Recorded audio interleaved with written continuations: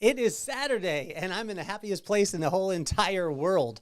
I've been talking with this young man on Instagram back and forth for over 2. It's been over 2 years. He came to the very first Vibe Room. He was there when the Vibe Room wasn't even in the setting that it's in. A guy named Sean Whalen came, and I got to interview him.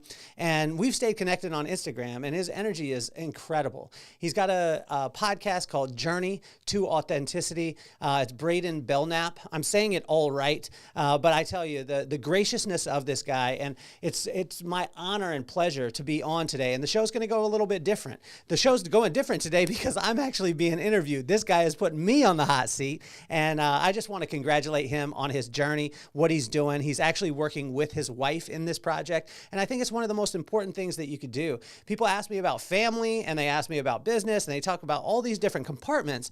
And what we've always talked about is just to make sure that you introduce your family to your work, and then you don't have to worry about, oh, am I doing too much in this or too much in that? He's doing the right thing, and he's showing exactly how to be able to do it. So the things that he's talking about, he's not just theorizing about it, he's actually adding action to it, which I think is amazing. So it's my honor, my pleasure to sit down with Mr. Braiden Belnap on Journey to Authenticity podcast, and we get to stream it live here, so you get a sneak peek at it, but I'm so excited for that. So why don't we get this party started? Absolutely.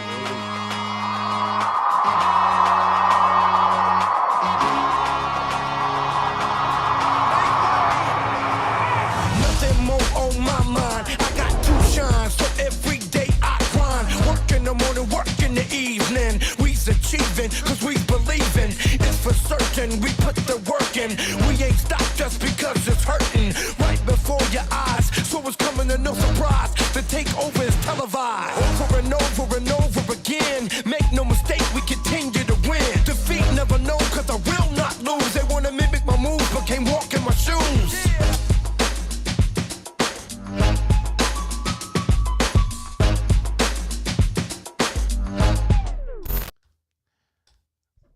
Oh, there we go. The man, the myth, Braiden Belnap. How you doing, buddy?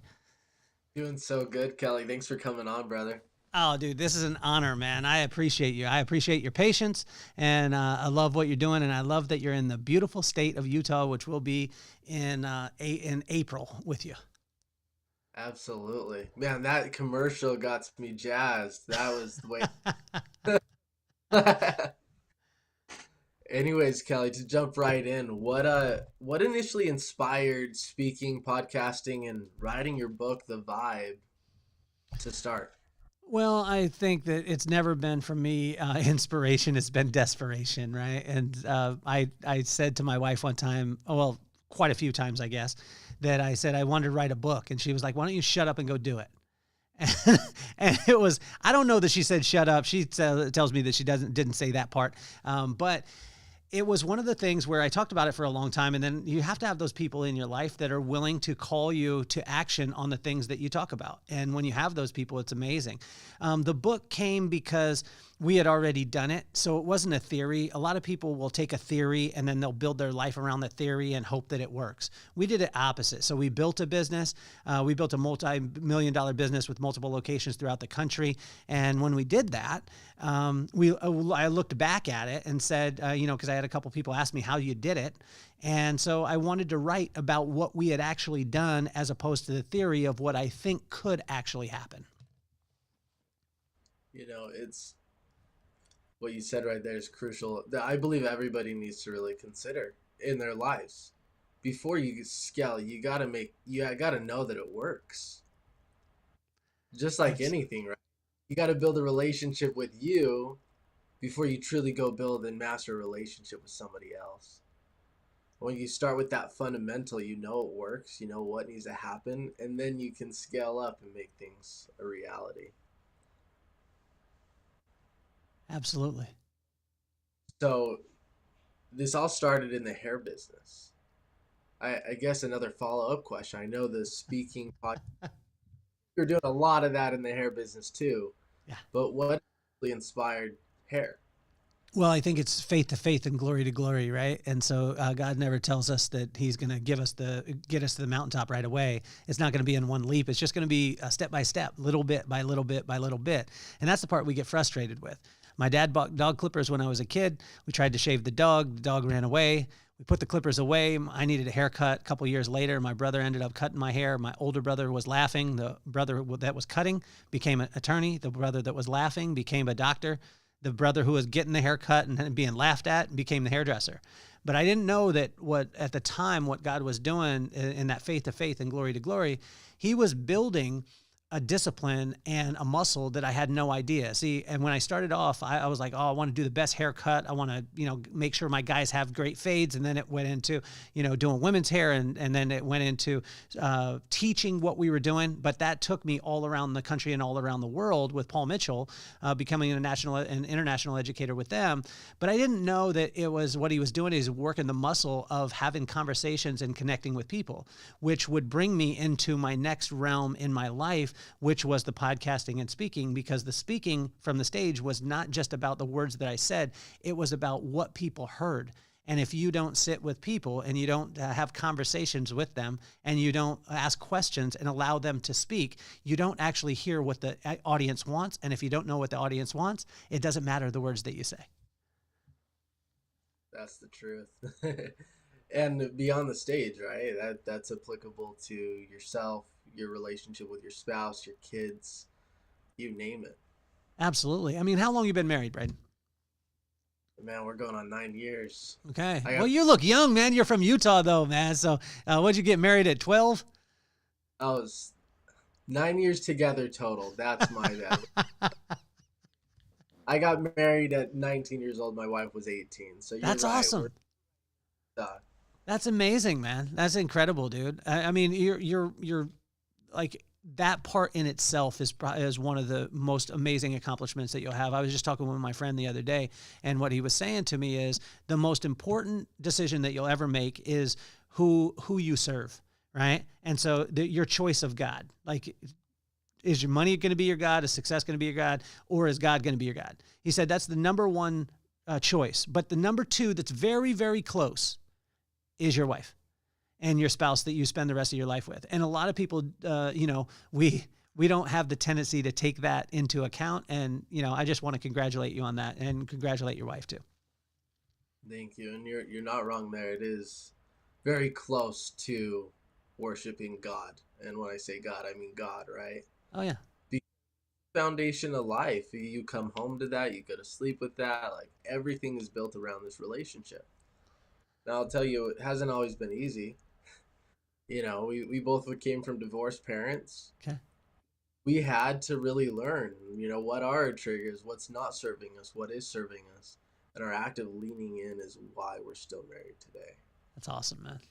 Well, yeah, I tell you, this will change your marriage. Just write her a letter, right? Once a week, write her an actual handwritten letter, fold it up and leave it by the bedside and don't say anything about it.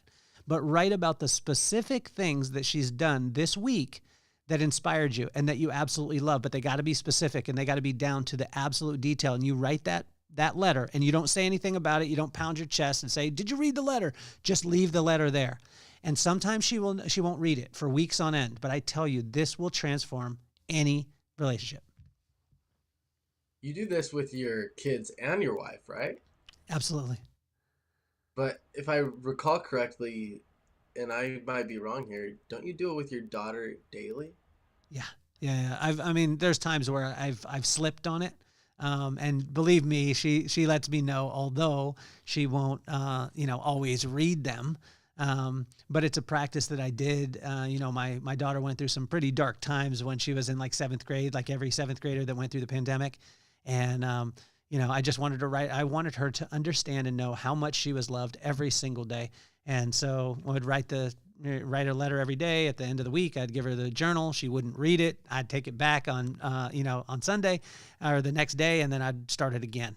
And, it's a practice that is, some people are like, oh man, I don't write well. It takes me too long, all this stuff. Literally, it takes you 3 minutes to write a note to your wife that will change your relationship or to your kids. I promise you. Absolutely. So what inspired that? Was it just, you know what, my daughter's going through a hard time, we're do this? Was it a TikTok video? Like, where did that idea come from? Nah, I have a tough time with TikTok, man. I mean, I post on it and stuff like that, but it just takes too damn long to post a video. Like when I do it and I see the circle, I call it the circle of death. When the circle of death is loading up and it's like you're at 75% loaded, I am impatient as can be. I want to push the button and it be posted right away. So I post, I do have videos on there, but I don't scroll through. My wife is more of a TikToker. She's got her master's and doctorate in TikTok. So no, but it was, I grew up writing, man, not because of inspiration, because of desperation. I had to write 10 pages of notes every day before I had to go out to play with my dad. Well, my dad would make us write 10 pages of notes every single day before we go out and play. And so writing became this thing. Like I was always constantly taking notes. I was, if I'll show you, it's sitting in front of me right now. So like this is my word. So that's Proverbs. So I'm constantly writing, annotating things like that. And the way that I express myself a lot of times is through really, really bad handwriting that happens to be signature to me. Hey, that's what makes it you. That's, and talk about simple, right? We're talking about being in the relationship business, but the fact that you bring directly to your own life to build your relationship with kids, your wife, it's simple. Us humans make everything so complex. Everything, God, relationships, business, it's simple. Just based upon principles that you do every day over a long period of time, leading to success. Absolutely. So I got to ask you, and what do you think creates humans to make things so complex? It's just our need to be important. We want to seem important. So then that way people will lean on us as opposed to on God. It's a normal kind of thing. Right. And, when you take every single human being wants the exact same thing. They want to be seen and they want to be heard.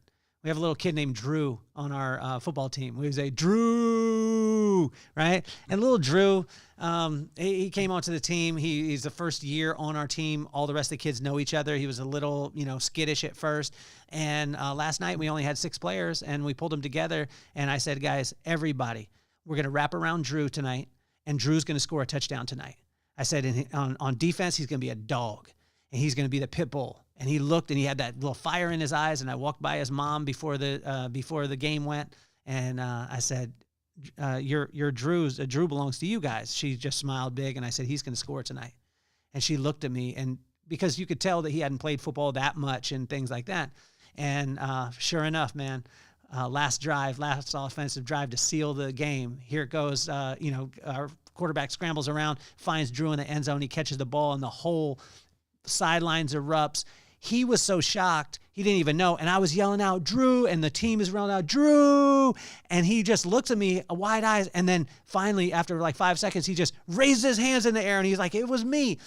People just want to be seen and want to be heard for the things that they're doing. And when you can do that, you build people. And when you build people, you allow people to build the business. It literally is a very simple thing. But most of the time, we, from our ego, want people to be focused on us because we want people to say, oh, it's Kelly's method or it's Braiden's method.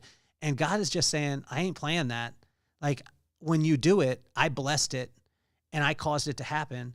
So I just want them to come to me because I'll bless them the same way. So direct their eyes to me as opposed to you. Absolutely. That's powerful. So bringing it back to your story, Kelly, I can only assume it hasn't been sunny this entire time in life. Nah. What was that time in your life that you were struggling yourself? I know you mentioned your daughter struggled in 7th grade. Yeah. What was your pit in your life? I think they're always, man. I mean, I think it's just highs and lows. People just don't show you their low.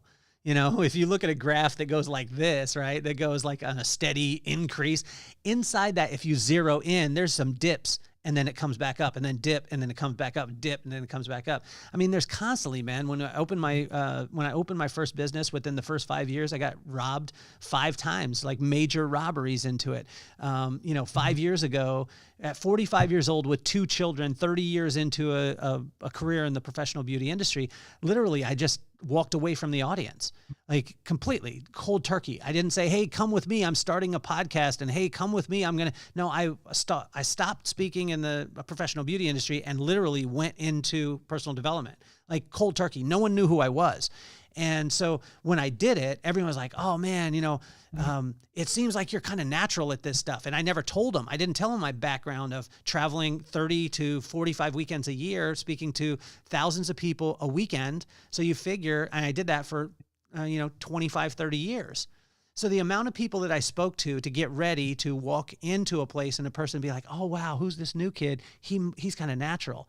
Well, it wasn't natural. It was worked over 20 or 30 years. But I mean, there's always, man. I mean, like I always think about like, during the pandemic stuff, all our business got shut down within a day. Like we went from, it was March 14th that everything shut down. On March 12th, I had a meeting with our whole company. And at the time we were doing about $3.8 million a year in our company as far as top line revenue. And I had a meeting and I said, guys, this isn't that big of a deal, man. This is not that big of a deal. 2 days later, all of it went away. Bam, just like that. We were non-essential. And, those kind of things, then a lawsuit hit us in the midst of that. So while we have no businesses, then a lawsuit comes and it's like, God, what is happening here? But he continues on, seek ye first the kingdom of God and his righteousness, and all else will be added on. Trust in the Lord with all your heart, lean not to your own understanding, and submit to him in all your ways, and he will make your path straight. And these were things that my pops, this wasn't me being a Bible scholar. This was what my pops would say to me over and over and over again. And, I love the punches in the face, because those are the things that inspire people. Like people will stand up and be like, oh, I built this and I did this and I did that. And then you hear, oh, wow, like my car got repossessed, or I lost my house, or, I was struggling in my marriage. And that's the thing that people listen for, because they're real people. And we're all going through the same thing. Like we're all going through challenges. Like little Drew last night, he just switched schools. He was having a tough time with friends. But you know what? A touchdown in a flag football game on a Friday night, 1 touchdown, shifted things for that kid. You know what I'm saying? And so, I go through them all the time. The highs and lows. Just the other day, I went to record the podcast and I was arguing with God on my dog walk. I was like, I don't want to get up. I'm not inspired. And he said, just show up. That's all I need you to do. I don't need you to be great. I don't need you to be perfect. I don't even need you to have any energy. I just need you to show up, and I will show you how strong I am through you. And then you'll direct people's eyes to me as opposed to putting it on you. And then I showed up, right? Absolutely. Yeah, we really are that little Drew, aren't we? Oh, man. Everyone's got Drew in them, man. Yeah, it would be nice if life was linear in some aspects, right? Yeah. It's just always... Well, Braiden, let me ask you this. Like, when you say everyone's got that Drew in them, what is it right now in your life that you wish that you're doing and you're working your butt off on, and you're putting in the work and you're grinding it out and you're doing all these things in the dark and no one has recognized yet? What is that one thing that you wish that it would literally make your day if somebody was able to see Braiden and say, like, Braiden, great job, man. That's amazing. What is that thing right now? Man, my book coming out in March. Okay. End of March. I'm excited, beyond excited for everybody to read it, but nobody's seen it yet. Yeah. So that's what I'm looking forward to. It's awesome, man. How long you been working on it? It's been months, 6, 8 months, if Okay. not longer. What inside that process that people don't know and understand about writing a book? Not the book itself, but what are some actions that you've been doing that you would love for your wife or your sister or your brother or your mom just to call you and be like, hey, that one thing that you did, I just want to tell you, it is unbelievable and it inspires me. What would that thing be? The persistence. I mean, you write the book and then you almost feel like you're done, right? But then you edit it again and you're like, oh, I probably should edit it again. And then it's the persistence that even when you feel like you've crossed the finish line, you haven't. Yeah. It's miles long writing a book. And don't get me wrong, it's not just me. I couldn't do this without the people around me. My wife helped me edit the book. It made it a lot easier. Yeah. But there's so many different finish lines when you're writing the book. And staying persistent throughout the entire process is essential if you're going to get it done. Tell me what one of the roadblocks were. What was the, like, when you take us into that detail part of it, because a lot of times we'll think of the overall persistence, but where did you have to show persistence, where if a person came alongside and your wife wrote you a note and it was specific? Because if she wrote you a note about, hey, it's great that you're persistent, you would be like, what am I being persistent in your mind? And if you got to that specific, what would be a specific place that in the event that she wrote that note that you would want to hear right now? I struggled so much with my limiting beliefs, Kelly, for such a long time. Growing up in elementary school, you know how they like put scales of spelling tests on color scales, like green, you were essentially this is Braiden speaking, little Braiden, the stupid kid. Mm-hmm. And of course, the reds that would just always ace the test somehow. Uh-huh. I was always the kid with the green test, always failing. I was always the kid in math class, always failing. Mm-hmm. But trust me, Kelly, when I tell you, I did so many hours worth of study. I studied throughout class. I studied after class. It seemed like whatever I did, it didn't matter. I was always failing my tests. And so bringing it back to this book, I almost had to overcome that. Not almost, I had to realize that I can do this. I can pass the quote unquote test. I'm not graded by somebody else, elementary school teacher anymore. I'm graded off of what God sees, my wife sees, what I see, and by what my audience sees. Yeah. And so those limiting beliefs, I had to consistently overcome in this process. Like, oh my goodness, is this enough? Is this of value? When deep inside I knew, but my mind was telling me different.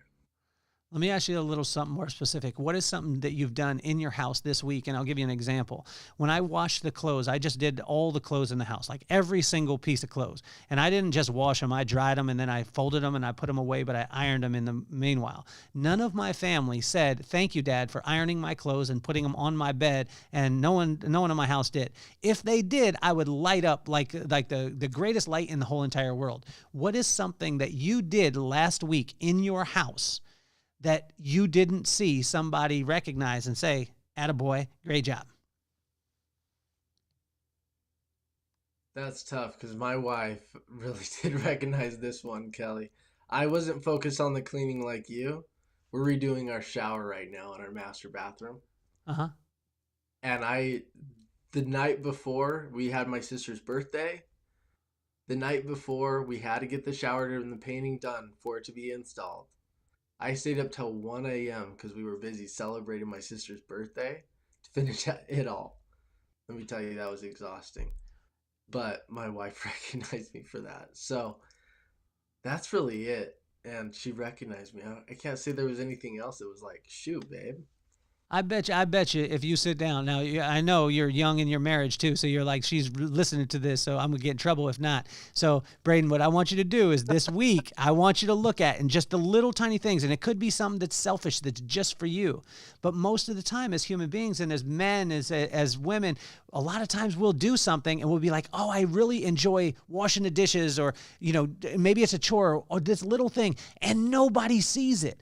And when somebody sees it, like Drew, like when you get seen and you get heard, it literally will change things. And I bet you'll be able to find that little thing. And don't say it to your wife. Don't be like, Kelly told me to tell you about this thing. Don't do that. But do it the opposite. Start looking for all the little tiny things because I guarantee you in your marriage, because I'm married and I've been married for 16 years, I guarantee you there's something that your wife did last week that you didn't mention that she's saying, ta-da, and you didn't recognize it. But when we start recognizing it, that's how we really explode things. That's the truth. I mean, as you say that, right? Psychology 101, right? Your beliefs create your thoughts. Thoughts create emotions. Emotions create behaviors. Behaviors create results.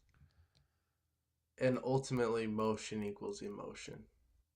So when you say that, I'm thinking, okay, if I recognize my wife more for X, Y, Z, like that action is going to inspire her to experience an emotion, leading to a new result, ideally creating new belief systems for her to become that best version of herself. Yeah. How old are you, Braiden? 25. Yeah, I'd watch it on that though, man, because what you're going to do is you're going to systemize your wife, and your wife's going to call that poop to the table right away, man. And so what I would suggest is just lean into your heart, man. Honestly, let your heart go in that. And because in the event that you do a motion to be able to get an emotion out of your wife, it's the same thing as her saying that, hey man, I love flowers. And then you're like, I got you flowers. Now is it good? Now I do a routine every week. And this is where people have challenges, man. And so make sure that any system that you have, it's always, always, always like any system is just a list of your screw ups, right? So that system that you spoke about is just a list of somebody screwed up, and then they wrote those things down. And that's how we get to those points. But we've got to lead with our heart. And the only way that we'll lead with our heart is if we lean into God and ask him what he'll have us to do at that time. Because sometimes he won't have us give the flowers. He'll have us do something else because he's in touch with her. He built you. And when we stay in touch with them, then we can have a relationship as opposed to a ritual or a religion. That's so true. I mean, you just dropped all of the knowledge for me, Kelly. I appreciate that. I was 25, man. I was 25 because I did it with my wife. I created a system, man. I had a system. It was number 1 was her knee. Number 2 was her shoulder. Number 3 was, bring her in close. Number 4 was to rub my other hand while I had my hand on the shoulder. And number 5 was to kiss. Well, at first I would do 1, 2, then I would jump to 4, and then I would jump to 5, and then I'd go 5, 1, 2. But then she was like, I see what you're doing here, man. Like I could see the system that you're trying to get something out of me that you want. So stop doing that and just be here and be present with me. I promise. I think the most humbling thing in the world that we could ever have as a man is to have a wife, because they call us to the table on our poop. Absolutely. That's the truth. And here's the reality. We need to make that a normal thing outside of our marriage. In the good and the bad. You mentioned recognizing Drew, right? Well, hey, I'm proud. We need to make those vulnerable conversations a reality from the heart. I'm here to tell you, Kelly, I don't have like any system. I'm not like, hey, these flowers, babe. I'm saying that I did. I messed up, Braiden. I messed up early on in my marriage. That's, again, why I'm saying any of these things. It's not from theory. It's just from screwing up a ton, writing it down, and then making it, that's how we built our company. It was just, we just listed off all the screw-ups, and we said we don't want to do that anymore. So it became our rules and regulations. So bringing it back to you, Kelly, you went through robberies, you went through lawsuits, you went from being to shut down after multi-millions of income. What was your process? I know you mentioned you're in the people business, and everybody is in the people business, as you say. But outside of that, what was your process to overcoming those struggles? I think it was it was never really me looking at the struggle. I've never really focused on that part of it. It was just, what can I do today, right? How can I spend time? I was getting up, I was writing, and I write 3 pages a day. I was doing that fervently during that time and just dumping my brain, spending time with God, being in the Word, doing the corresponding proverb for the corresponding day. And at first I was, it was me feeding on the Word, because, God was really, really filling me up in that time. And then it was like, I want to have a conversation with you, and I want to spend time with you. So I want you to ask me the hard questions, but I also want you to shut up and listen when I'm talking, right? And so having that communion and having that conversation, and again, it never was looking and saying, oh, well, how am I going to build back this thing? It was, what do I need to do today? And where I struggle, this is the biggest challenge that I have, is God will give me a vision, but he won't give me the steps in between. And I just wrote about it in my Substack this week is, when that happens, when he gives you a vision, a lot of times we want to know, no, tell me all the steps that's going to happen to be able to make this big vision happen. But if he was to list off all the things that I was going to go through in my life, that I've been divorced, right? So I was married for a year and 2 months earlier before this marriage. If he wrote out, you're going to be divorced, you're going to lose a ton of money in that divorce, you're going to get fired from your job, then you're going to start a company, then you're going to get robbed, then you're going to, go through the pandemic, then you're going to go.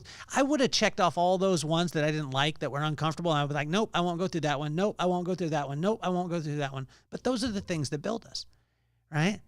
And so that's the reason why, I believe that God doesn't give us all the steps. And so he doesn't give me all the steps, which frustrates me because I want to know. I want to know all of it. He gives me the vision. I'm like, okay, cool. I want to know every step. And when's it going to blow up, God? And he's like, it's never going to blow up. It's just going to go little bit by little bit by little bit by little bit by little bit. And you're going to stay present with every single person because every person has the ability to be able to shift your existence if you stay just present with them. Because if we're locked in, and I've seen this before, I have guys around, I'll come around guys, I don't spend that much time with them, but I could tell in their mind, they're like, I'm networking. What can I get from this person? What can I get from this person? What can I get out of this situation? Oh yeah, this is going to be a deal. And it's like, dude, chill out. I don't need anything from you. Don't need anything from anybody. Allow God to be able to bring it, and he'll bring it in the time that he needs to bring it. And then it'll be right. And then you'll direct all the eyes back to him as opposed to onto yourself, like we were talking about earlier. Absolutely. As you mentioned, like, I'm going to cross off that challenge, not going to do that. As I'm thinking, if God gifted me the list, I'd probably just burn my ships. Like, oh, what's the point? Like, if we're going to get divorced, what's the point? If I'm going to fail at this specific business, why start it? Mm-hmm. You would be robbing yourself of that growth. Of course. But you're right. Sometimes it would be nice to have that list, to know, even though we know deep down that it would take away that growth opportunity. Well, I tell you, it sounds good, right? So desire without knowledge is not good, right? So if you desire something, but you don't understand what it takes to be able to get there, most of the time, that's where we get in trouble. That's where silliness comes in, because silliness is just the absence of wisdom, and wisdom is the right use of knowledge, right? So wisdom is the right use of knowledge, and it comes from the fear of God. The fear of God is just the respect of God. And the only way that you can respect something is if you have a conversation with that thing or with that person, and the words and the actions are in line. That means that you'll respect it. Once you respect God, then he'll bring you wisdom, which is the right use of knowledge. Then it'll open up the opportunity for him to bring knowledge, because there's no reason to get knowledge unless you have the right use of it in the first place. And once he brings that knowledge, he'll bring understanding, insight, discretion, discernment, discipline, strength, and it'll lead you right back to the respect of God. And it's incredible, because all of it leads back to just that relationship with him, right? But if he gave you, if he gave you the list, he gave me the list, which I want all the time, because I'm a bonehead a lot of times, then we would tap out in so many different areas. But he'll build us faith to faith, glory to glory, right? And he'll help us every day to be, help us to be seen. Can you imagine how Drew is feeling this morning? Oh, I bet he's jazzed. This 13-year-old kid, hands raised in the end zone, catches the ball. Like, this is his moment. You know what I'm saying? And everyone around just wrapped around him. All 5 kids on our team wrap around him. Drew! And then at the end, we said, who did great? And, everybody says the name, and they dap him up. And everyone was like, this is Drew, Drew. And I got to let him know, Drew, tonight you were our MVP. You sealed the game, bro. Like, you know how he's going to practice on Wednesday? That kid's going to be on fire, I guarantee you. Oh yeah, 1,000%. And it goes back to people. No, I have a deeper question though. Yeah. The way you're talking about God, the Bible, respect, wisdom, being silly. It really is phenomenal, the knowledge that you have, the wisdom that you have. Thank you. Were you born and raised Christian? No. So how did you come to find God personally? Well, this is funny because my pop's like, when I was in fourth grade, he came home and he was like, I found Jesus. And I was like, I didn't know he was lost. You know what I'm saying? Like so I never really found, I don't think that I found him. He found me. And my mom was constantly praying over me. It wasn't a church thing. But she was constantly, saying my prayers at night, scratching me on my back, telling me I was awesome. I was beautiful. I could do anything that I put my mind to. My pops would always say to me, boy, you're the greatest. And, it was about that fourth, fifth grade time. My dad was raised, non-practicing Catholic because he's Mexican, right? So you're just by default. And then my mom, both of them were raised in Utah, in Tooele. So my mom being from Tooele and being blonde-haired and blue-eyed, then you know the rest of it. But they were raised Jack Mormon. So we had the Jack Mormon side, right? It's better to be Mormon and just not practice than to be anything else in Utah. And then there's the Catholic side that he didn't really practice it. There was just a lot of, here and there, whatever. And my dad found Jesus and he went off the deep end. Like, I'm strong. He went from never going to church ever to going 3 times or 2 or 3 times on Sunday nights, Wednesday night, going to every Bible study, all the stuff. And I just thank God for my mom, because my mom really evened things, even keeled it out, because my dad just went all in. He even renamed Braiden, our dog, Bandit. Our dog was named Bandit, and he said, that gives it a bad spirit, so I'm going to call it Elijah. And we were like, no, you're not. That's the dumbest thing we've ever heard. But the cool thing was my mom was a prayer warrior. So she was constantly just praying us up. And so it went in stages. I gave my heart to the Lord in 5th grade. When I was 19 years old, God really started to work on me. Like from 5th grade till I was 19, I was playing hide and seek, just hiding my head, but my whole body was out saying, if I can't see you, God, you can't see me. So I'm not going to be held accountable to all the things that you're doing. And then at 19, he really started saying, come on, let me spend some time with you. And then I went into my wilderness at 21 in San Diego, and that was, took away my money, my family. I was by myself, and I just started feeding on the word, which my dad would say, just, read 1 page a day. But I didn't have anything else to do. I didn't have any friends. It wasn't some inspiration. I just didn't have any friends. So I would do 10 push-ups, read 10 verses in Proverbs, and I would just do that back and forth.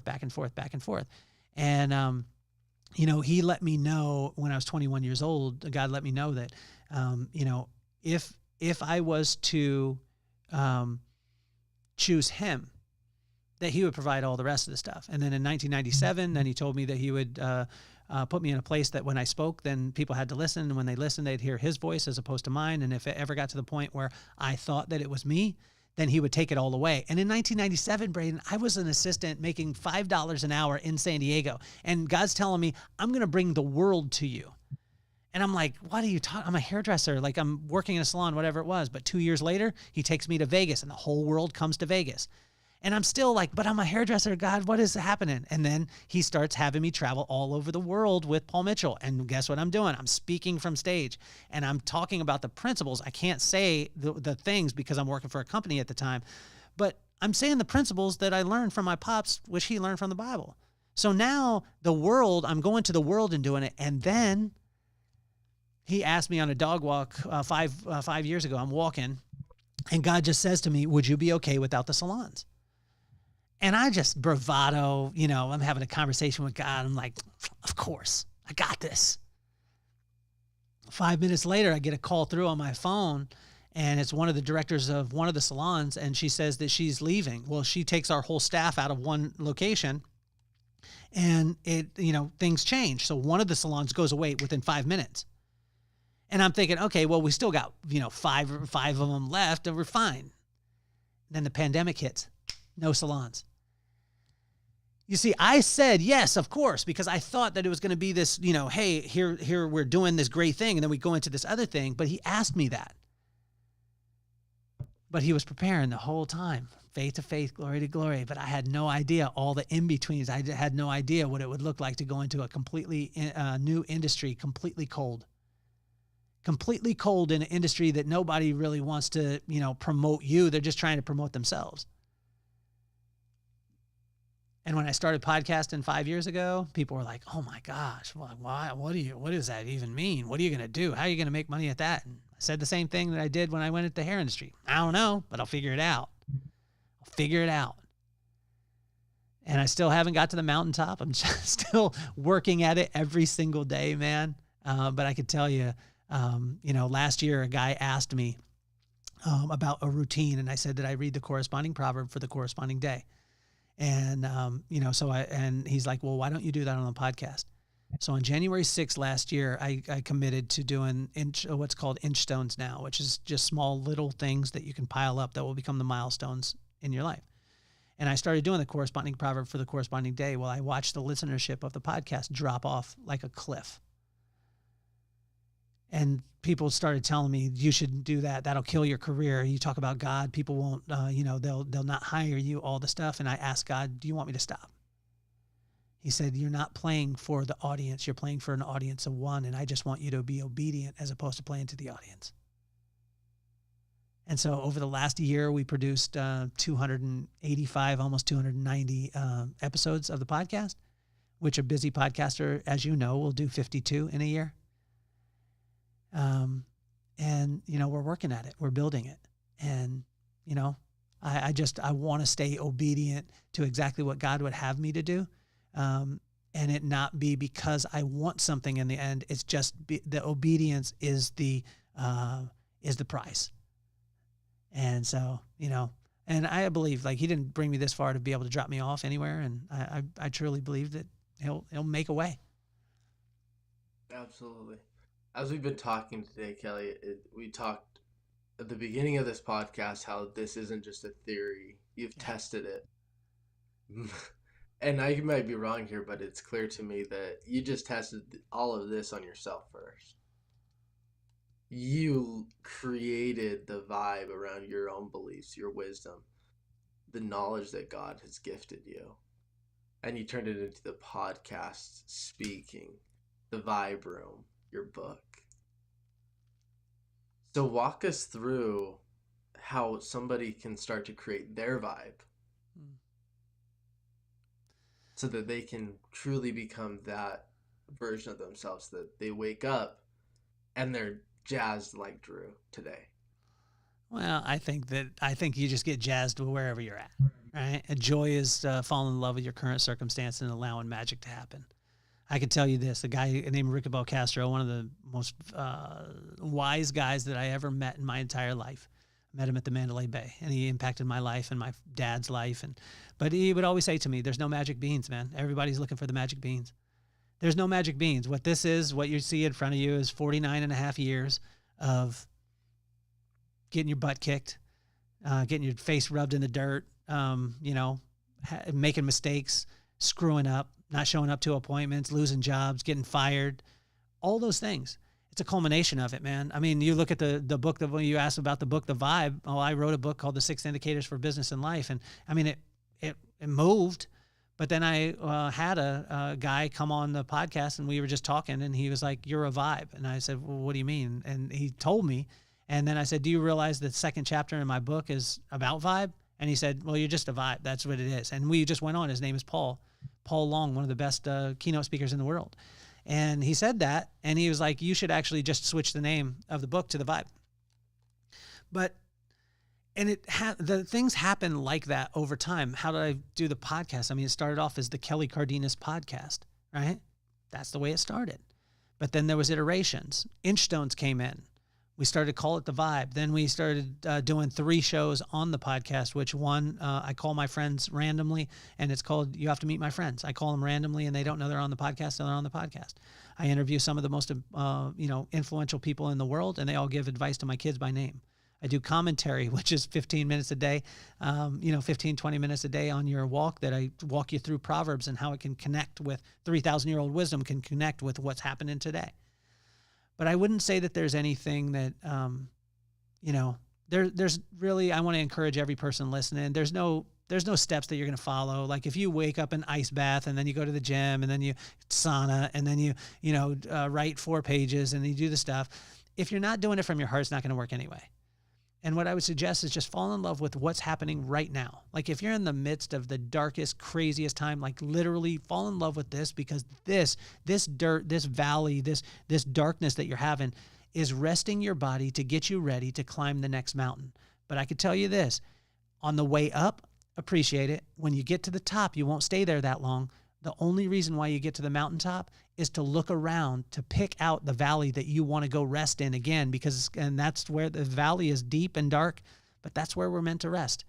And that's what God will take you through, and he'll do it faith to faith, glory to glory. And I just want to encourage every single one of you. Literally, there's no magic beans. There is no silver bullet. There is just a lot of hard work and time. Amen to that. What you just said is honestly something that, one, thank you for letting me hear that. But also, I'm stoked for everybody listening to this right now. Because there's so many people saying, hey, you have to do this, do that, to be happy, to be joyful. There's a difference though, man. There's a difference between happiness and joyfulness, right? So happiness is circumstantial. When you get the job, yay, I get the girl, yay, I get the money, yay. That's happiness. That's circumstantial. But circumstances are going to go high and low. So you're going to go, yay, and then I'm going to be in the dirt. Yay, I'm going to be in the dirt.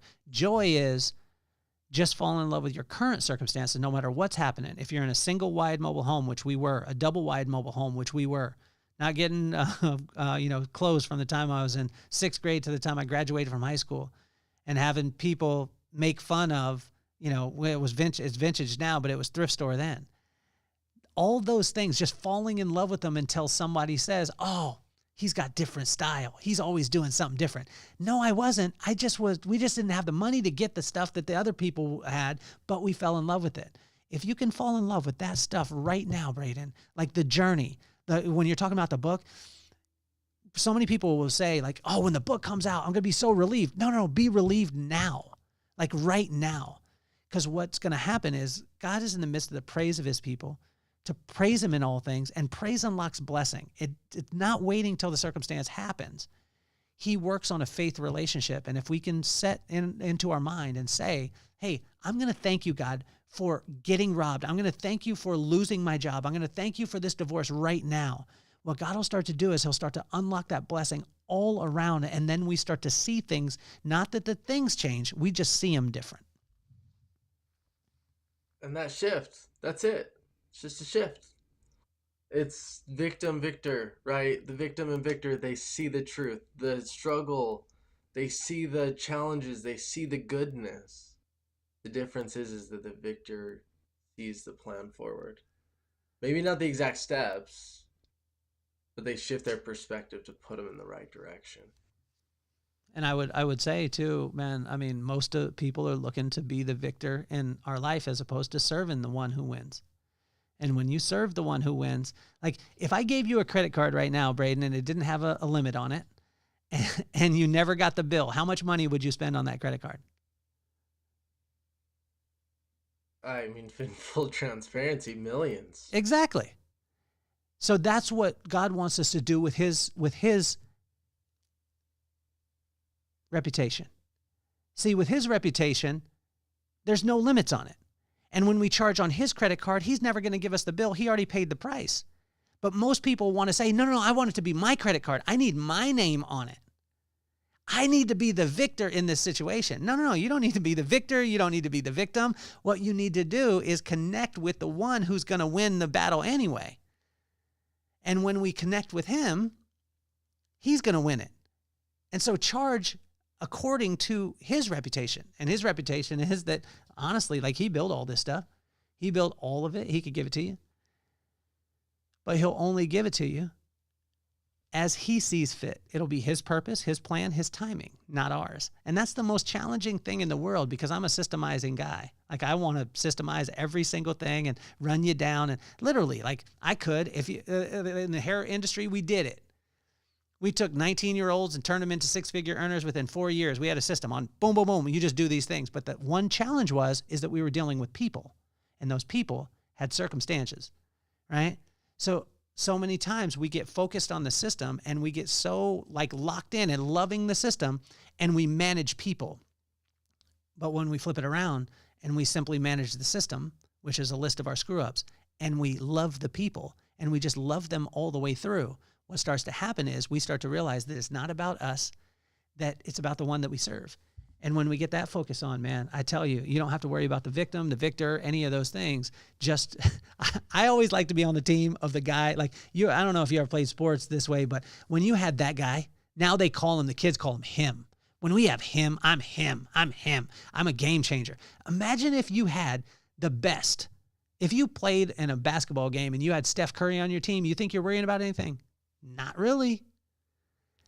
That's what happens when we spend time with him. When we spend time with God, like he's like, I got this. I built this.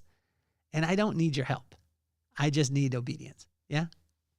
Yeah, you want Steph Curry when you're playing the championship to get that ring. That makes you make more money if we're putting in. Yeah, of course. Of course. I have a quote. I say, if you're here, you might as well become who you're destined to be, to do the things that you're destined to do. There we go. And you mentioned the perspective shift, right? You got the best on your team, and every day's championship day. Show up as the championship, and you got the best guy on to take you to the victory. Absolutely. Well, let's. I have a quick 3 questions as we come to an end here, Kelly. Okay. My first question is, if you could leave the audience with one last piece of advice today, the young entrepreneurs out there in the world, what would that be? Well, let me preface it with this.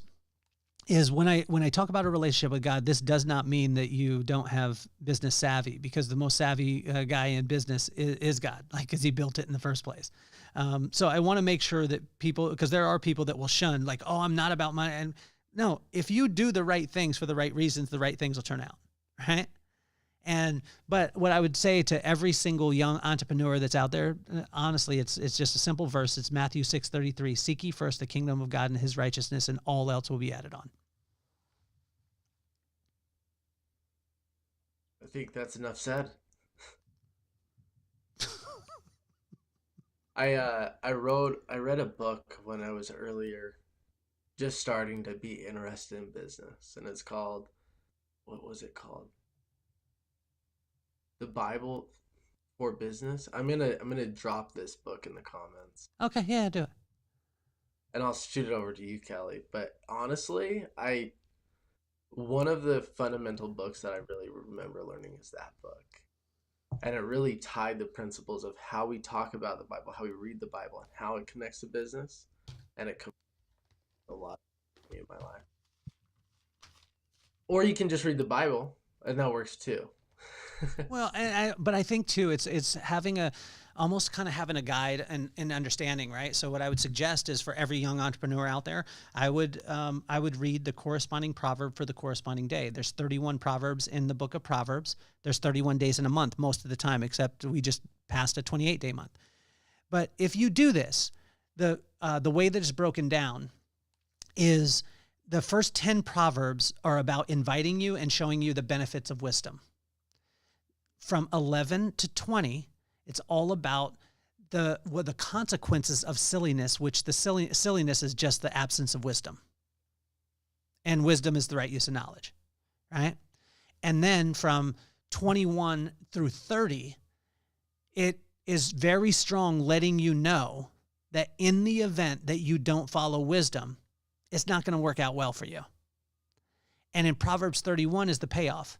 Because Proverbs 31 figuratively is literally it's a godly woman, and to have a godly woman in your life, but it's also figuratively to look at and say that Proverbs 31 woman, if you take the woman out of it, Proverbs 31 business.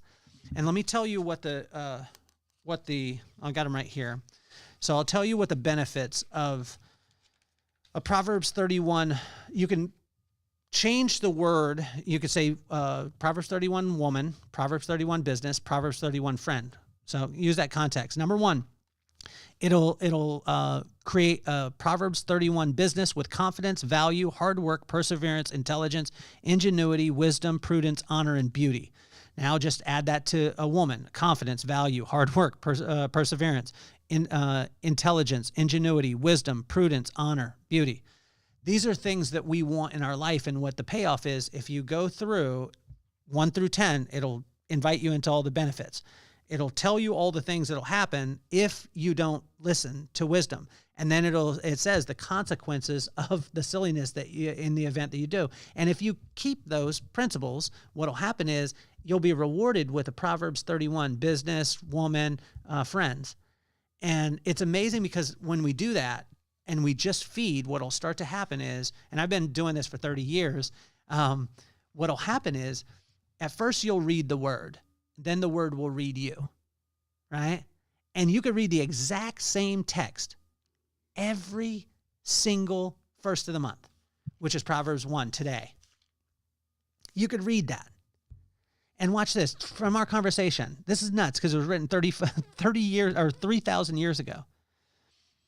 Proverbs of Solomon from the David, the king of Israel, for gaining wisdom, instruction, understanding, and words of insight, for receiving instruction in prudent behavior, doing what is right and just and fair, for giving prudence, which is the thought of the future, to those who are simple, just the people that don't know, knowledge and discretion to the young.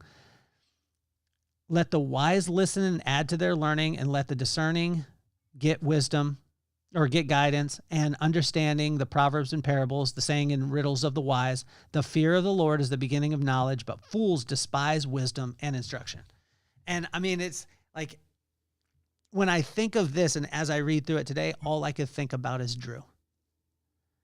All I could think about is Drew, because if you put those things in line and you seek wisdom, instruction, insight, prudence, discretion, guidance, understanding, and wisdom, then you'll stay present and realize that every single human being on the planet wants to be seen and heard. And when you do it, that person will celebrate at the highest level. And we were able to create joy in Drew last night in the midst of the storm that he's going through. He got to have that one little light, and imagine if he could do that in people's lives. Beautifully said, Kelly. Thank you so much for sharing that, by the way. And here's my, today's the first. Yeah. This is my to you, Kelly. I've never done the Proverbs and thrown it throughout the month. So I'm doing that every day this month. Okay, do it. You know how it goes. And what'll be amazing, Braiden, is when you do it next month, you'll be like, are you kidding me? Kelly told me to read the same words. But I tell you, they'll read different because your circumstances are different. And so, when I talk about the inch stones, it's just a little tiny things, man. I mean, and I want to encourage every entrepreneur that listens to you and your audience that listens to you, like, honestly, like, it's not going to build in a day. It isn't. I mean, and what I would suggest to the entrepreneurs out there is, like, stop trying to be something that you're not. Like, if you haven't built a 6-figure business, don't talk about building a 6-figure business. If you haven't built a 7-figure business, don't talk about it. If you have a friend who's done it, talk about them. But just be who you are. You don't need to be anything. Don't try and impress anybody. It's okay. It's faith to faith, glory to glory. Have some grace with yourself. It's not going to build overnight. No business does. But if it's what you're supposed to be doing, it'll happen, right? And so just chill out with it. I love it, Kelly. And this might tie right into this next question, which is, what is your definition of authentic life? Definition of what? An authentic life. It's a great question.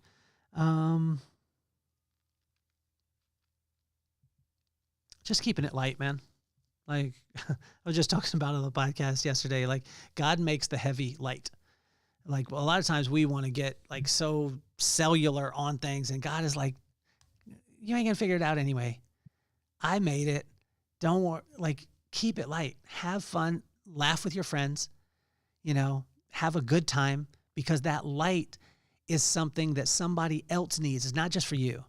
When you keep it light and you're laughing and you have a good time, I tell you, it is medicine to the soul to laugh and to have joy in your life.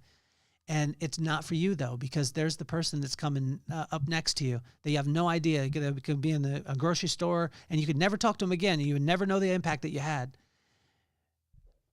But that person could be hanging on by a fingernail, And just because they saw you and you were said hello, you made eye contact, which when you say hello and smile at someone and give them eye contact, it gives you an unfair advantage in life, not in business, all life. And when you do that, it could light someone up and cause them to go from one finger holding on back to one grip, and that will lead to two hands and possibly save a life. But a lot of times you'll never know, because God isn't about giving you the credit. He just wants to get them focused on him. Amen to that, Kelly. How can me and my audience be supporting you? Substack is a great way. I do a weekly newsletter. I do it handwritten.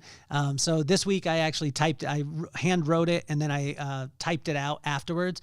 But I put a musical playlist on there, the things that are inspiring. Check out the podcast, The Vibe would be awesome. That makes me happy. So Substack that. And then honestly, like if you want to see it live, like it is unreal. April 12th in Salt Lake City, in your hometown.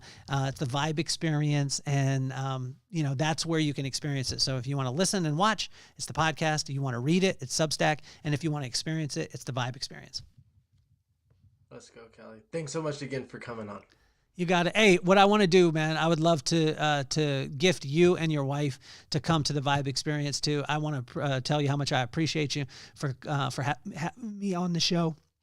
And, I'd like to have you guys as my guests, and I'll take care of the tickets for you guys to be there. I really appreciate that. You can count us in. Awesome. Perfect. Appreciate you, Kelly. Thanks again. Have a good rest of your day, everybody.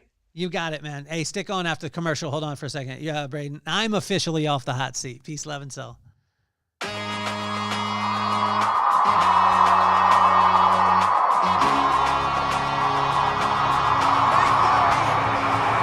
Nothing more on my mind. I got to shine, so every day I grind. Work in the morning, work in the evening. We's achieving, cause we believing. It's for certain, we put the work in. We ain't stopped just because it's hurting. Right before your eyes, so it's coming to no surprise. The takeover is televised. Over and over and over again. Make no mistake, we continue to win. Defeat never known, cause I will not lose. They wanna mimic my moves, but can't walk in my shoes.